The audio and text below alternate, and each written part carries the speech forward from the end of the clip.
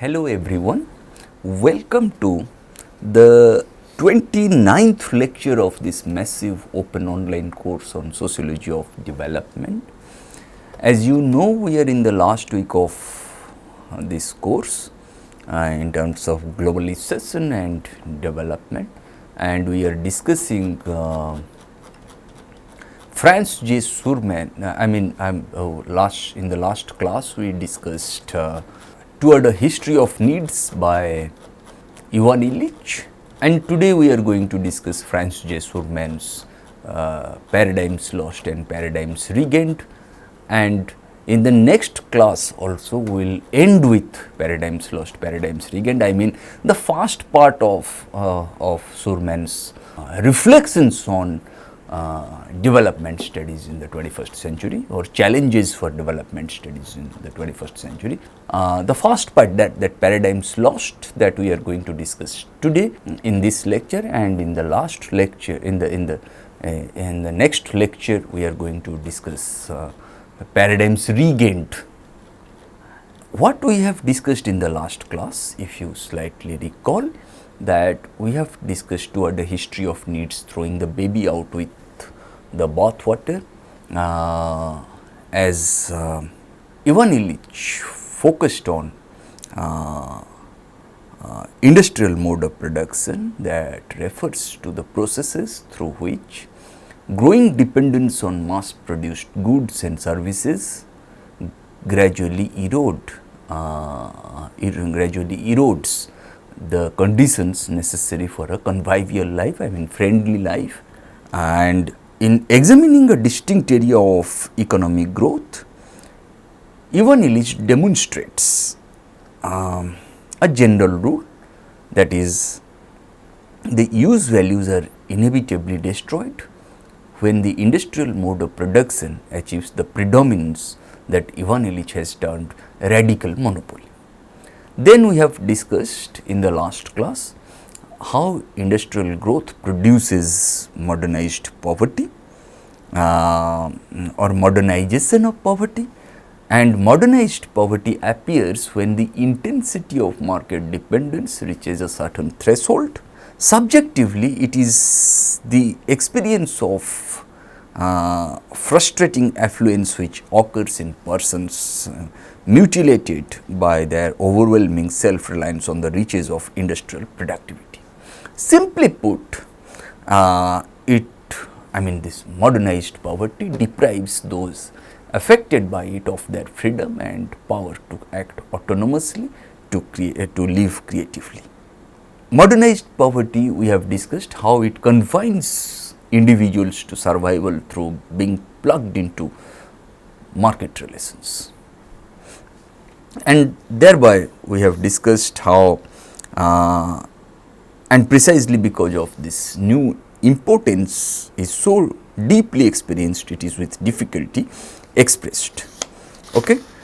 We have also discussed passive consumption only. To learn becomes acquisition of credits. The peculiarly modern inability to use personal endowments, communal life and environmental resources in an autonomous way that infects every aspect of life, where a professionally engineered commodity has succeeded in replacing a culturally shared use value. And the opportunity to experience personal and social satisfaction outside the market is thus destroyed. And this new importance producing poverty must not be confused with the widening gap between the consumption of rich and poor in a world where basic needs are increasingly sapped by industrial commodities, and that gap is the form that traditional poverty assumes in an industrial society, and the conventional terms of class struggle appropriately reveal and reduce it.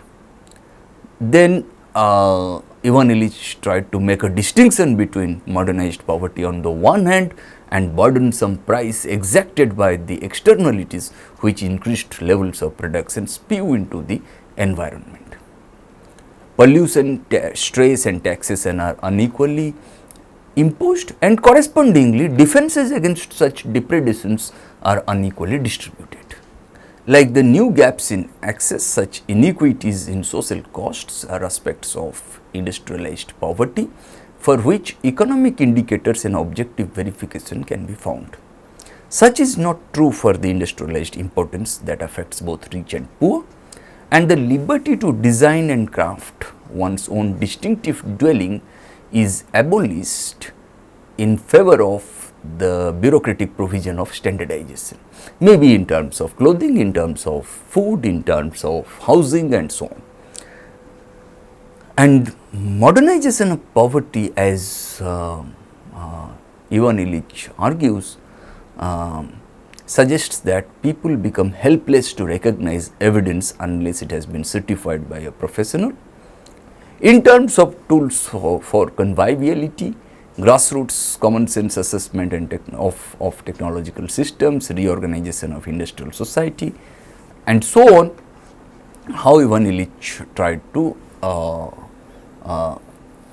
reflect on modernization of poverty, radical monopoly and so on through social and political analysis. The production of modernized poverty in the shadow of economic expansion is described principally in the areas of transportation, education and healthcare. That is why we have discussed the aspects of energy and equity in the last lecture. And shadow prices and increased consumption gaps are important, but more importantly the concomitant of modernization, that refers to the process by which autonomy is undermined, satisfaction dulled, freed experience flattened and needs frustrated for nearly everyone. Then Ivan Illich tries to look at negative internalities of modernity in terms of time consuming acceleration, sick making healthcare and stupefying education. Then the correlation between the nature of tools on the one hand and the meaning of justice must be understood, and therein lies the fact that there is a decline of freedom to dissent and so on, freedom of expression, freedom of speech and so on. And in this context, Ivan Illich was trying to look at radical monopoly, how use values are getting eroded, how there is a sense of reduction of use values to commodity, commodification, and therein lies the significance of ideology of capitalist societies.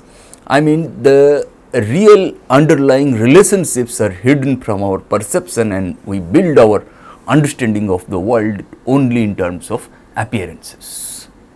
And industrial capitalism entails manufacture by means of a factory system with an intricate division of labor or specialization within and between work processes, the creation of designated workplaces and factories, de-skilling of traditional handicraft skills and the routinization of work tasks. Ivan Illich regards so-called economic development as in reality leading to the destruction of the vernacular skills previously possessed by people in self-sufficient pre-industrial economy. People have become increasingly dependent on professionals, experts and specialists for satisfaction of many of their fundamental needs such as the provision of health services and compulsory schooling. The provision of such services has become radical monopoly since with the destruction of earlier traditions there is often no longer any alternative but to have recourse to such expert provision, and in many ways the services offered by such experts are debilitating and dehumanizing, leading to passive consumption and dependency.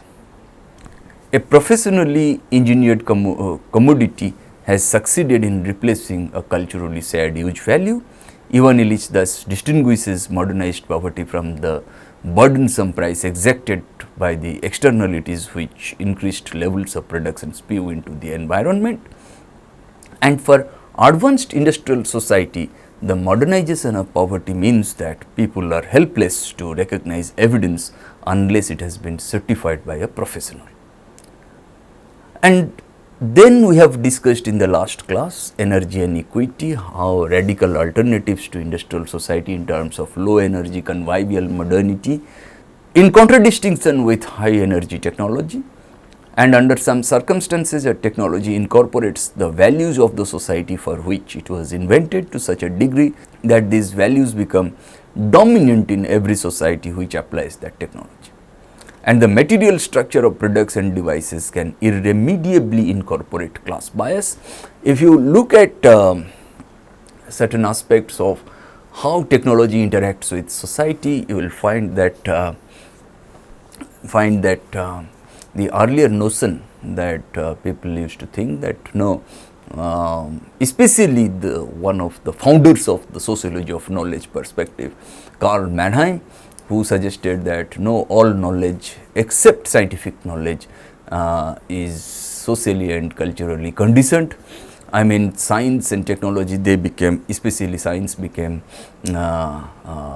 objective, science was considered neutral, science was considered atemporal, ahistorical, invariant and so on. And such internalist characterization of science was challenged subsequently, especially in the context of the questions of war and ethics, especially the Second World War, and what are the ethical considerations that we have so far as war is concerned, public policy is concerned, science policy is concerned, industrial policy is concerned, agricultural policy is concerned, energy policy is concerned, biofuel policy is concerned. Okay, these are very extremely important. And then such internalist characterization of science, when I said, has been challenged especially through the works of Thomas Kuhn, David Bloor and so on. As Kuhn said, no, I mean, science can be examined in terms of its, science should be examined in terms of its historical integrity, because it is socially, historically conditioned, okay, economically conditioned, militarily conditioned, politically manipulated, okay, culturally amplified. Bloor also said that, David Bloor, in Knowledge and Social Imagery of 1976 and subsequently 1991, that all knowledge, including scientific knowledge, is socially caused, and thereby what we generally find that there was this debate between internalism and externalism in the context of the relationship between technology and society. And just before his death in 2003, Pierre Bourdieu was delivering the Huxley Memorial Lecture in 2002, and subsequently it was published in the Journal of the Royal Anthropological Institute, that he said that science as a dynamic force must go beyond such dichotomies between internalism and externalism. Science as a dynamic force must go beyond the absolutist idealist conception of its immanent development on the one hand, and historical relativism of those who consider science to be a purely conventional social construct on the other. Okay. That is why we must go beyond these such dichotomies, but that is why I said a technology must incorporate the values of our economy, our culture, our polity and so on, for which it was invented. Okay. Otherwise, the technology loses its significance to such a degree that these values become dominant in every society that applies the technology. That is extremely important. Okay. That is how both science and technology, they are critically embedded in our economy, in our culture, in our polity, in our social formation, and that is how the material structure of products and devices can irremediably incorporate class bias.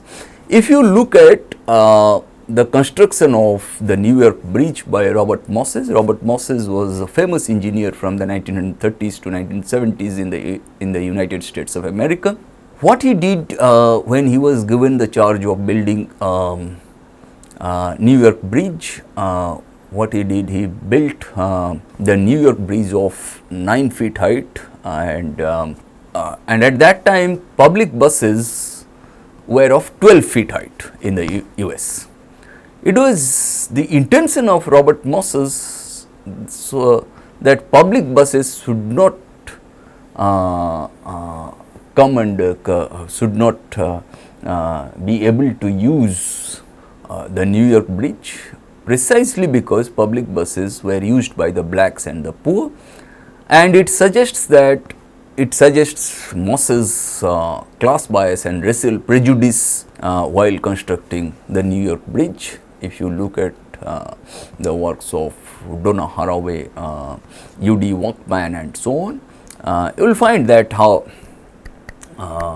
the construction of the New York Bridge by Robert Moses in the 70s indicates class bias and racial prejudice. That's why technology is not neutral. Technology is also conditioned by certain military, government, commercial factors, right? And in this context, Ivan Illich was trying to look at energy and equity in the context of industrialization of traffic, speed stunt, imagination, net transfer of lifetime, then ineffectiveness of acceleration, the radical monopoly of industry, the elusive threshold, degrees of self-powered mobility, dominant versus subsidiary motors, in the context of under-equipment, overdevelopment and mature technology. And that's how Ivan Illich tried to look at whether, I mean, what Wallerstein once suggested, whether we want modernity of technology or modernity of liberation. Okay, what kind of two modernities that we tend to see in the context of the discourses on development studies in general and sociology of development in particular. Okay, now from these discourses, from these debates, from these theories, starting with modernization theory, dependency theory, Marxist development theory and so on, that this transition from theory to paradigm, theory to model, what kind of paradigms that we have outlined, we have lost, or we have regained in the context of the debates within development studies in the 21st century. And I am trying to look at Franz J. Surman's reflections on globalization and development studies in the context. He was trying to foreground what are the models that we have lost, what are the paradigms that we have lost over a period of time, and what are the paradigms that we have regained over a period of time, precisely because of the changes that we have witnessed in our real world phenomena. Until the mid 1980s, post Second World War development thinking said three basic paradigms, and these paradigms are lost now. Okay, three basic paradigms. One, essentializing the third world and its inhabitants as homogeneous entities. Two, the unconditional belief in the concept of progress and in the makeability of society. And three, the importance of the nascent state as an analytical frame of reference and a political and scientific confidence in the role of the state to realize that notion of progress, that the second one, that this progress. Okay. Now the first one, if you look at this, the first one, essentializing the third world and its inhabitants as homogeneous entities, you will find that this was propagated by modernization theorists. The unconditional belief in the concept of progress and in the machiability of society, it was a critique of modernization theory in the context of dependency theory as well as Marxist development theory. And the importance of the nascent state as an analytical frame of reference and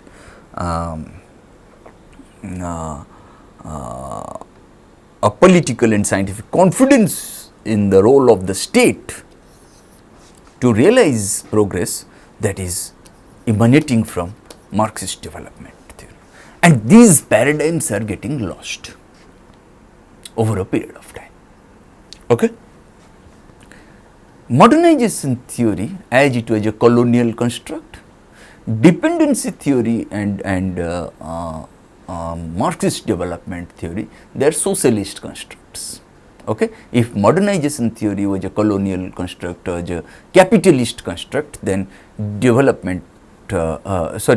dependency theory and Marxist development theory, they are socialist constructs. Okay? But that kind of socialism also has many variants. It is not like that there is only one kind of socialism. You will find multifarious and multifaceted varieties of socialism today. Okay. Development theories from modernization to dependency as well as the international development aid industry said all these three basic paradigms within development studies, whether it is modernization theory or dependency theory or Marxist development theory. They all they shared these basic paradigms. From the mid 1980s onwards, these three paradigms increasingly lost their hegemonic status and are challenged by a loose set of partly descriptive, partly heuristic notions like civil society, social capital, diversity and risk. Why mid 1980s is important? Precisely because you will find that socialism in the erstwhile USSR got a setback, and most of the less developed countries, including India, they also tried to go ahead with neoliberal policies. Okay, they wanted to leapfrog from the state as a mechanism of interventionism to state as an entity that withdraws from its basic responsibilities of welfare activities. Now, a welfare state, okay, has been replaced by a neoliberal state. And that is why mid 1980s, early 1990s and so on, they are extremely important in the context of development studies in general and sociology of development in particular. Surman thus makes an attempt here to analyze the most important reasons for the loss of the central paradigms in development thinking and attempts to assess the importance of development studies of several post-modern, post-development and globalization inspired notions and insights. If you look at development studies in general and sociology of development in particular, development studies has become extremely important in the 21st century, precisely because of the widening inequality that we tend to witness between the northern hemisphere on the one hand and the southern hemisphere on the other. I mean the developed countries on the one hand and underdeveloped countries including India on the other. And at the same time, its object of study, that is social, economic and political inequality with respect to the third world, okay, they have also become extremely important today in 2021. And perhaps it is going to be very extremely important in the days to come if we do not change our orientation towards achieving equality. Okay. The impasse, that the term that Surman has frequently used, that the impasse in development studies, that the trajectory of within development studies, which revealed itself in the second half of the 1980s and the first half of the 1990s, seemed serious enough at the time, but there were already signs within signs indicating the way towards theoretical renewal. Look at the regulation school developments within the domain of gender and environmental studies, for example. And soon it appeared nevertheless that the factors leading to this impasse, to this trajectory, were of a more structural nature, and that the other events were changing on a global scale. The trusted points of reference, like the leading role of the nascent state, which formed part of development studies theoretical frameworks. And all this led in the 1990s to a rash of the state of the art publications in development studies. Look at for example the works of Sachs, Rahnemer, Peters, Surman, Lees, Krauss, Escobar, Preston, and so on. Every imaginable pragmatic position with respect to the question of development and underdevelopment was reviewed and awarded its own label, which varied from anti-modernist non-development by Sachs. Sachs wrote the development dictionary. Okay. Through alternative development and post-development by Rahnemer, to reflexive development by Netherwin Peters. The character of the debates within development studies in general and sociology of development in particular seem to have shifted from theory to paradigm. For example, the modernization theorists, Marxists and neo-Marxists, they all discussed the specific role of the state should play, what kind of role that the state should play in the process of development. Though they disagreed on that, they were in agreement that the state should at least play an important role. That is, on a paradigmatic level, they agreed that the state was an important developmental actor. And these days, discussions have shifted to whether the state should play a role after all in the process of development.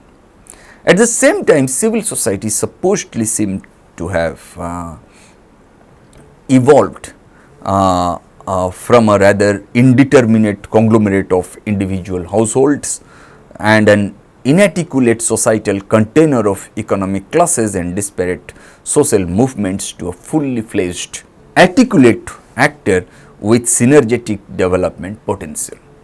What might be called a paradigmatic disorientation, because these paradigms are getting lost over a period of time. That is why Surman used the term paradigmatic disorientation. Development studies in general and sociology of development in particular started to lag behind critically involving itself in these discussions. That is why Surman attempts to review the loss of these three basic paradigms that we just now outlined in the post Second World War development thinking and the ensuing paradigmatic disorientation within development studies in general and sociology of development in particular. What in this lecture we are going to do? We are going to focus mostly on what kind of paradigms that we have lost, and in the next lecture we are going to discuss what kind of paradigms that we might have regained or we have already regained. Okay, starting with just to give a prefatory remark to come to this point of the essentialization of the third world, essentializing the third world and its inhabitants as homogeneous entities. Before moving on to this, let me give you a prefatory remark to the paradigms that we are discussing here, those which have been lost, those which we have lost these paradigms. The first two characteristics of post Second World War development thinking, that is essentializing the third world and its inhabitants as homogeneous entities, and the unconditional belief in the concept of progress and in the makeability of society constitute the core of so-called developmentalism. What is then that developmentalism? Developmentalism refers to a kind of evolutionary development thinking directed at the third world that was unilinear and teleological, and as such could harbor two apparently contradictory clusters of development theories. One, modernization theories; two, Marxist development theories. Okay. In this context, the third characteristic of the post Second World War development thinking, that is the central role of the state in the development process, was a reflection of how, starting in the 19th century, the modern state increasingly took the initiative in the process of development. And this initiative reached its zenith, the highest point, in the post Second World War phase of constructing the welfare state in the Western industrial world, an idea which was subsequently exported to the third world. Okay? Because the Second World War also called for a situation where both rich as well as poor countries, they tried to reconstruct and they tried to reconstruct and develop their economies. Okay? And the kind of reconstruction and development process which underwent which went into the making of developed countries' public policies, they were uncritically exported to the third world, to the less developed countries. And history moves on, though social, economic and political developments change the hitherto existing real world practices, real world norms, public policies and so on. And in this context, paradigm building is extremely important, and the concept of paradigms was introduced in the world of social sciences by Thomas Kuhn in the Structure of Scientific Revolutions of 1962. What Kuhn suggested, that every major science passes through two important stages. One, the pre-paradigmatic stage, and two, the paradigmatic stage, and within a specific paradigm, that the practitioners of science, the community of scientists, they tend to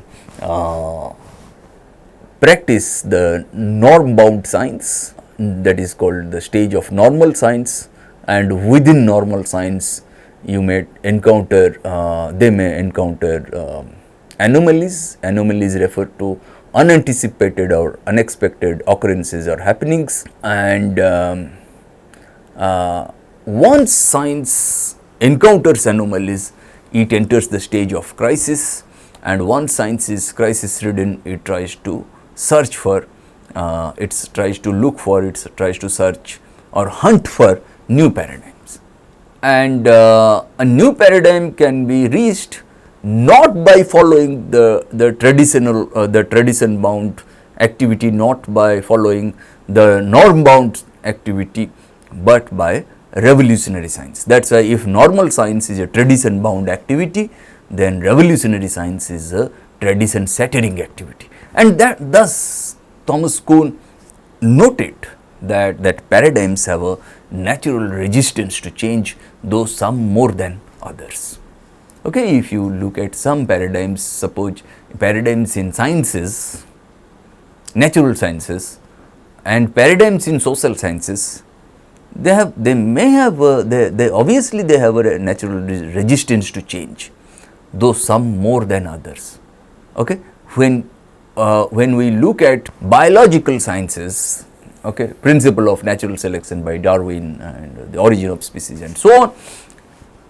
Okay, I mean the paradigms they have, the paradigm that we tend to look at through the works of Darwin in the world of biological sciences. Now, perhaps it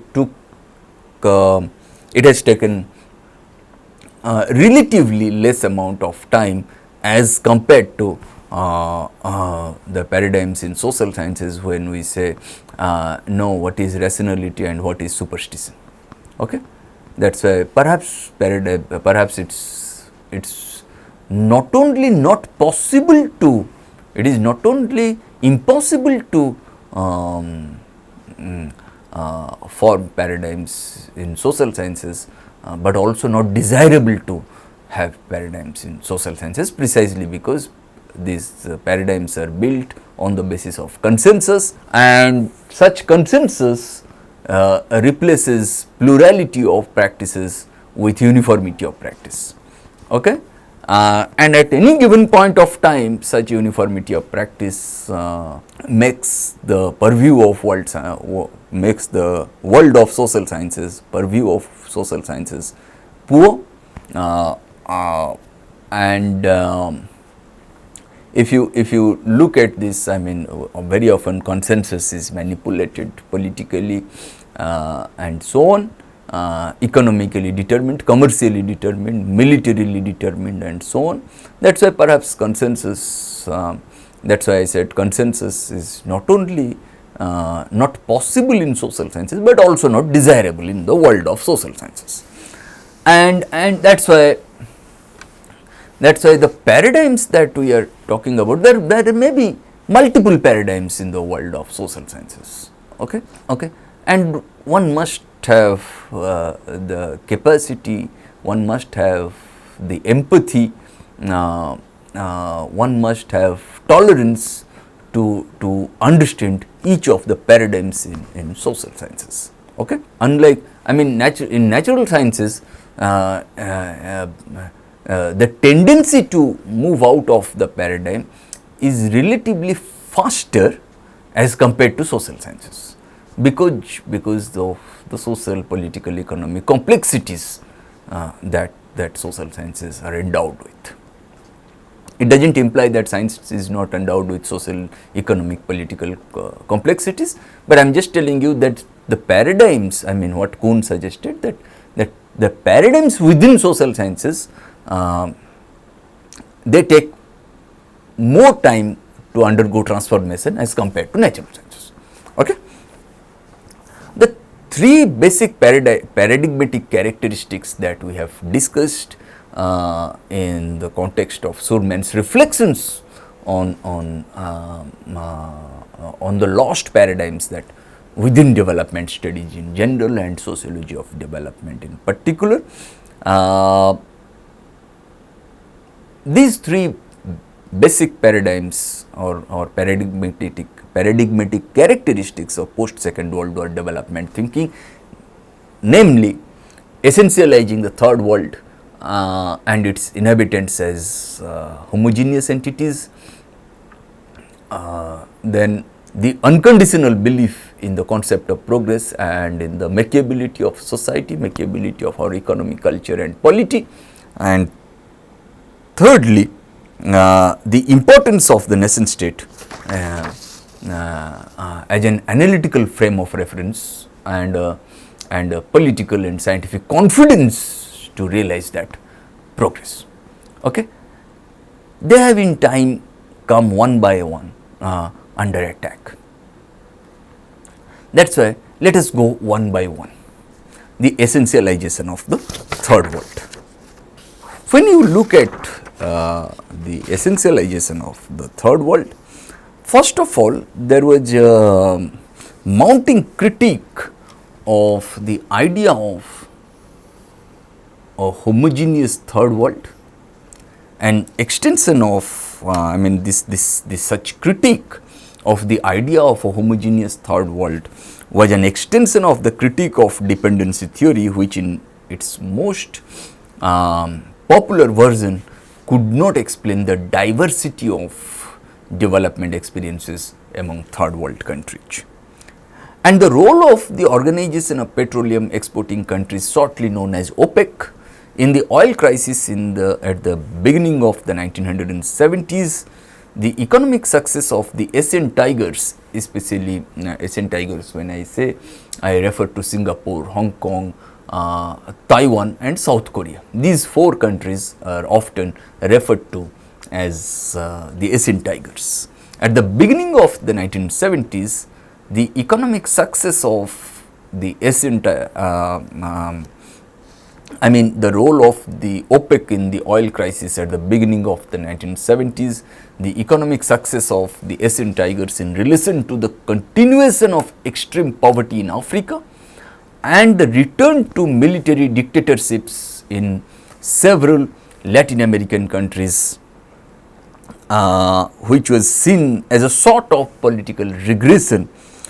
All it was felt made clear that the third world was too heterogeneous a category to be covered by only one development theory, itself deduced from a highly questionable dependency paradigm. That is why towards the end of the 1980s, such critique of the idea of a homogeneous third world, that critique of dependency theory and so on, as a concept was strengthened by the postmodern critique of essentialism, of many concepts of the modernist discourse, which was brought forward by postmodernist writers such as Michel Foucault, Jacques Derrida and so on. In particular, the ultimate consequence of their exercise, which they labeled deconstruction, was that social research is no longer possible. Postmodern critique of essentialism, in the works of Derrida and Foucault, critique of enlightenment. When I say enlightenment, I mean critique of European enlightenment, critique of only Western enlightenment, critique of modernity, critique of industrial revolution, critique of industrialization, critique of rationality, critique of development as a whole, critique of positivism, critique of science, critique of economism, critique of objectivity, critique of neutrality, critique of science and so on. In order to carry out social research, the scientists need abstract concepts, but according to the postmodernist critique, these are either projections springing from the subjective mind of the scientists in question or based upon so-called shared experiences of a group of respondents and were deemed unreal and manipulated. And this led to a situation where within the realm of development studies in general and sociology of development in particular, many researchers become hesitant about specifying their domain of activities, studying the inequality in the third world, for example, in order to avoid being accused of essentialism, or else they turn to the vague but relatively safe notion of diversity within third world development experiences. And in turn, This led to the awkward situation that at a paradigmatic level, there was a sort of change from an emphasis on inequality to one on diversity, but this never experienced either a further paradigmatic elaboration or the necessary translation towards the level of testable, workable development theories.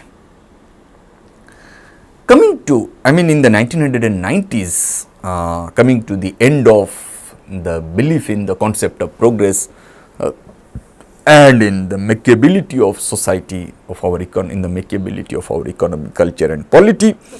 In the 1990s, the vanishing belief in progress became translated, vanishing belief in progress, vanishing belief in socialism, became translated into the growth of various versions of postmodern non-development thinking on the one hand and the idea of the risk society on the other.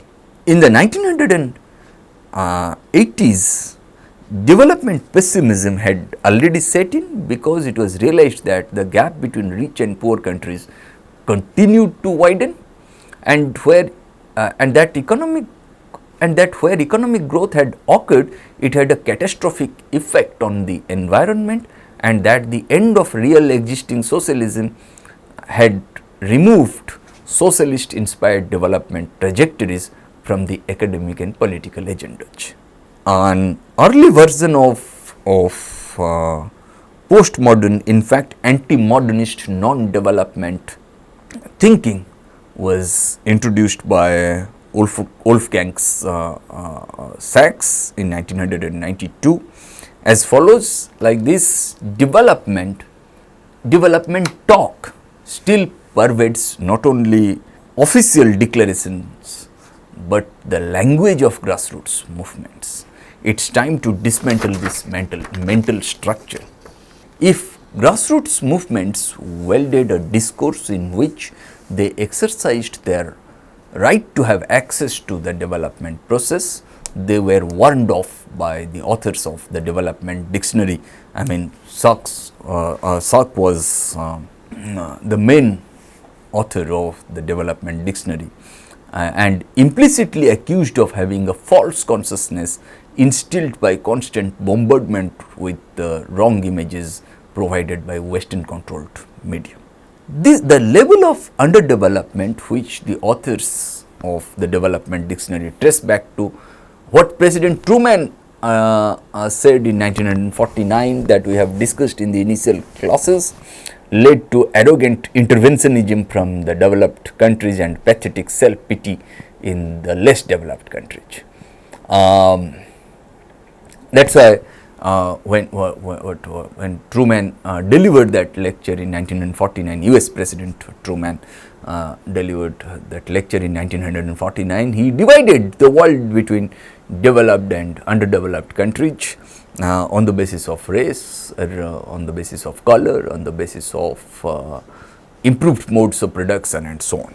Sachs very emphatically mentioned that the concept of development is outdated, but on account of what the concept of development is outdated?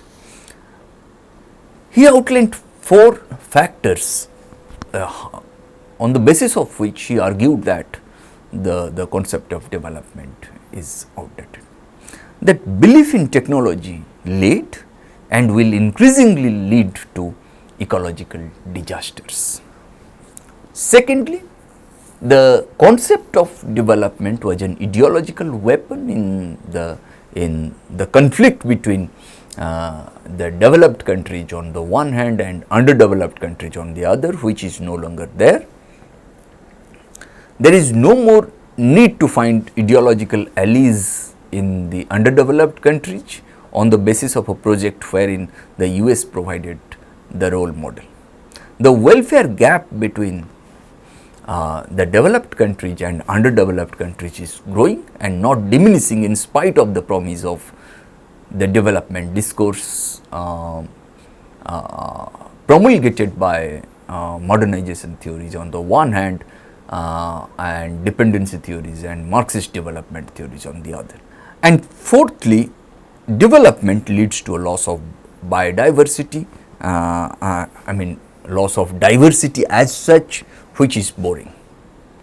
In spite of the fact that with the exception of the last one, that development leads to a loss of diversity, which is boring, these points, all these 3 points, that whether it is belief in technology led and will increasingly lead to ecological disasters.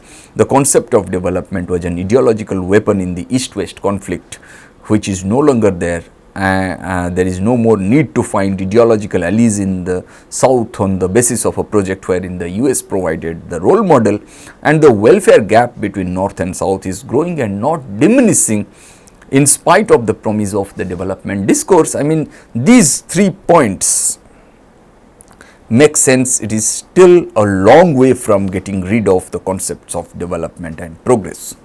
And Sachs' reflection continues by naming concepts related to the development discourse, such as poverty, production, equality, standard of living, and so on, which are chopped down as reinforcing the Occidental worldview and leading to violence.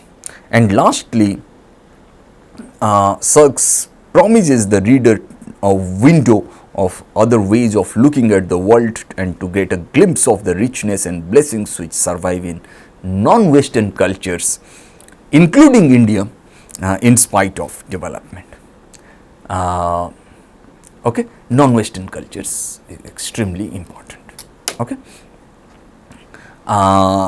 Later versions of postmodern thinking also reflected anti-modernist ideas through the works of Rehnumow, relegating progress and development to the dustbin of the 20th century concepts, which were better left behind upon entering, as we have already entered the 3rd millennium. I mean, we have crossed 21 years of the 3rd millennium, and the Western notion of progress would only cause environmental pollution because it meant industrialization. It would sever indigenous populations from their cultural roots and expose them as helpless victims of a global exploitative capitalism that, through manipulation in the media, urged them to consume the wrong things for the wrong reasons with money that they did not have. Nevertheless, alternatives put forward by post-development thinkers have a high new age-like content clad in third world clothes. Two other variants of the loss in the belief of the concept of progress and in the machiavelity of society are embodied in the concept of the risk society and in the suddenly popular appearance of apocalypse authors. Moving towards, we are in the 21st century, and more importantly, this 21st century has led us to an array of philosophical treatises about the moral consciousness with which mankind entered the 20th century. For example, these are not, some even carry the notions of apocalypse through the works of Bull, for example, and so on. And then if you can look at Samuel Huntington, Eric Hobsbawm, or Robert Kaplan, you will find that they are well known current authors embodying in varying degrees and for very different reasons of some kind of pessimism.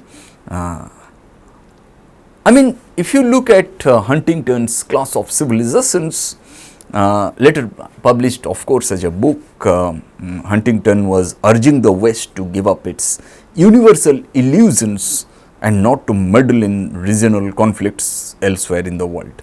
If the West, and more particularly the US, does not adhere to the principle of cultural relativism in international politics, then a class of civilizations would inevitably occur. Hobsbawm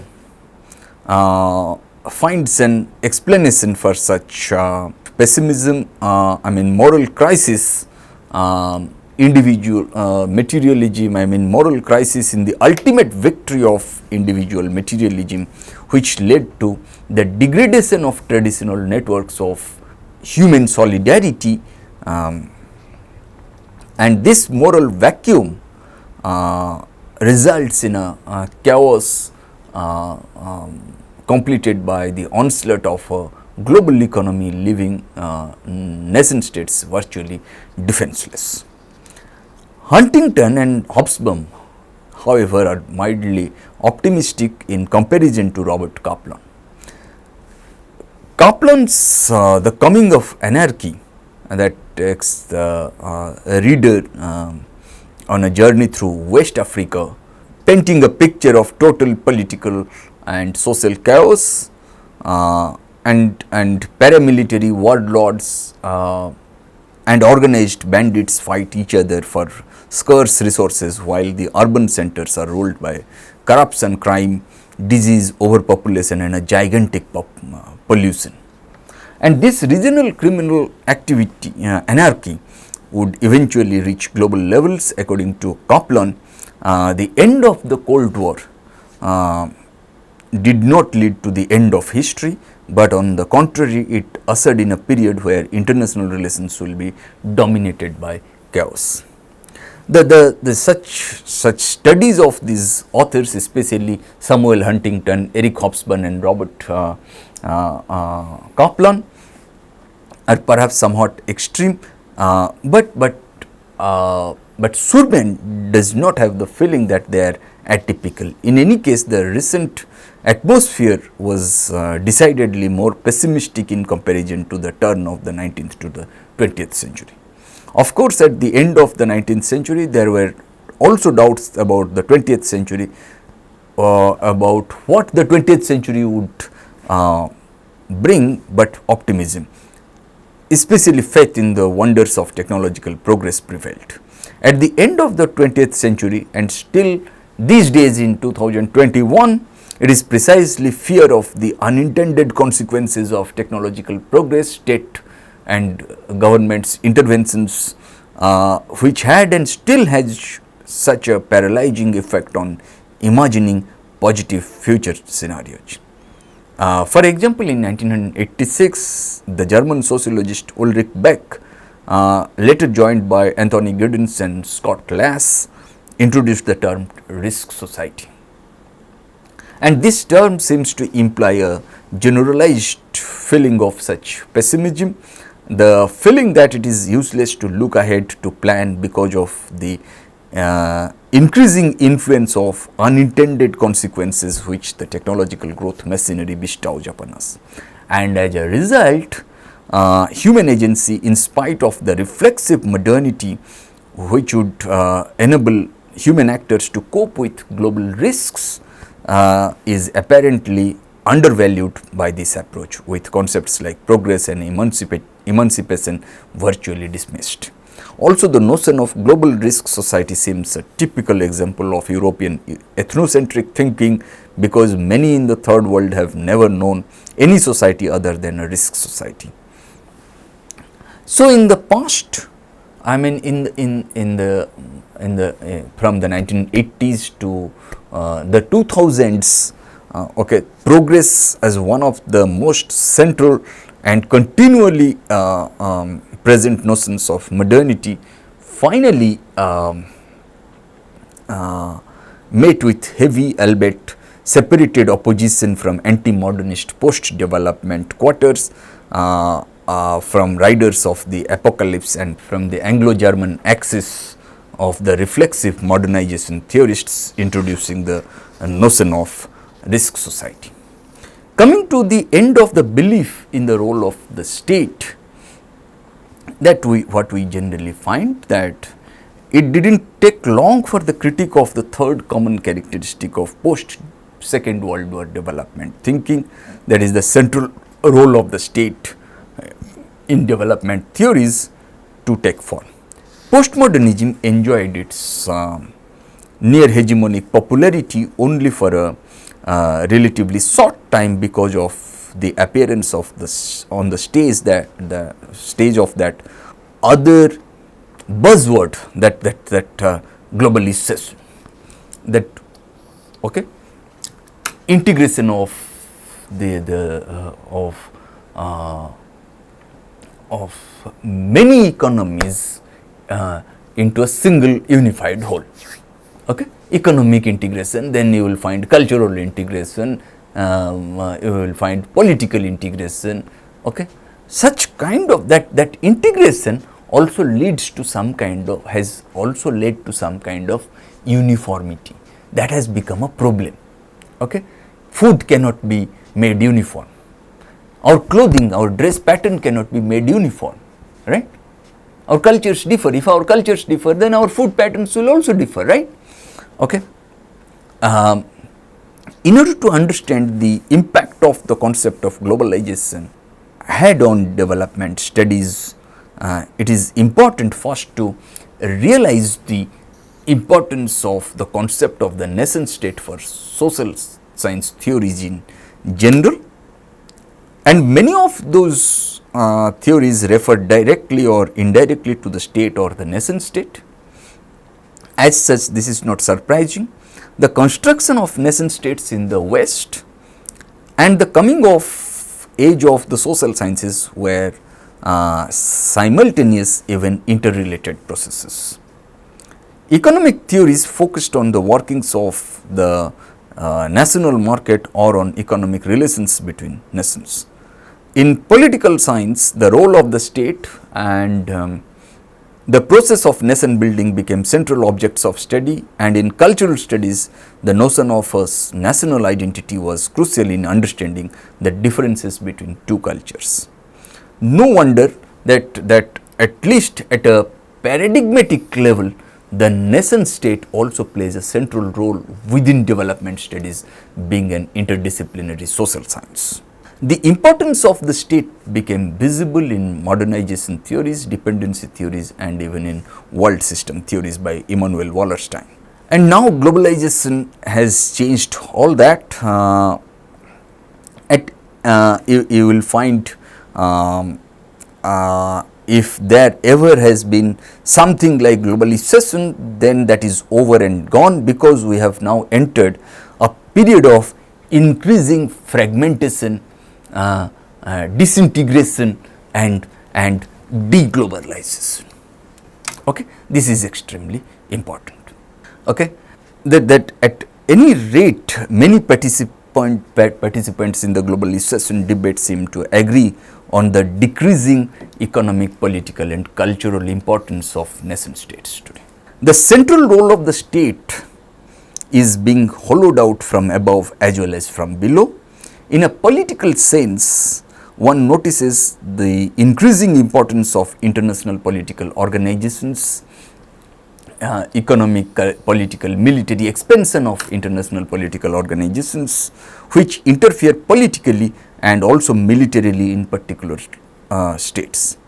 In this way, they relegate to the past the written and unwritten rules about the sovereignty of nation states and their monopoly on the use of institutionalized violence within their borders, which has always been the central element in the definition of states. The national state is hollowed out from below by the growing phenomenon of local government, which seems to have the example of what good governance should be about. And economically, the state is seen as disappearing as an economic actor through privatization supported by deregulation. And culturally, the idea of national identity as the central element in identity formation for individuals or groups is quickly eroding.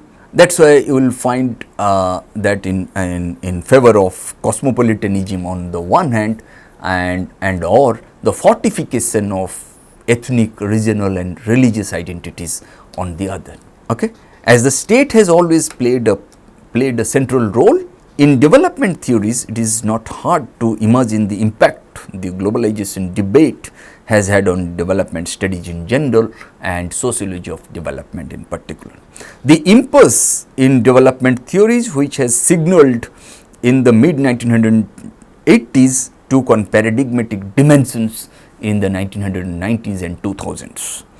Most likely, nevertheless, the so-called impulse in development theories was a paradigmatic crisis right from the start. Whether it was modernization theory or dependency theory or Marxist and neo-Marxist theories of development and so on. And within development studies in general and sociology of development in particular, it was always difficult to separate theories from paradigms because of their strong normative orientations. What should be, what should not be. Okay. Then in this lecture, what we have discussed the kind of paradigms which are lost in the context of development studies in the 21st century, and these three paradigms, I mean, are essentializing the third world and its inhabitants as homogeneous entities. Secondly, the unconditional belief in the concept of progress and in the makeability of society, and thirdly, the importance of the nascent state as an analytical frame of reference and a political and scientific confidence in the role of the state to realize progress. And in the next class, what we are going to do, we are going to look at the paradigms which are rigid and in terms of three yardsticks. One is diversity versus inequality, then progress versus risk management, and then state versus civil society. Okay. Thank you.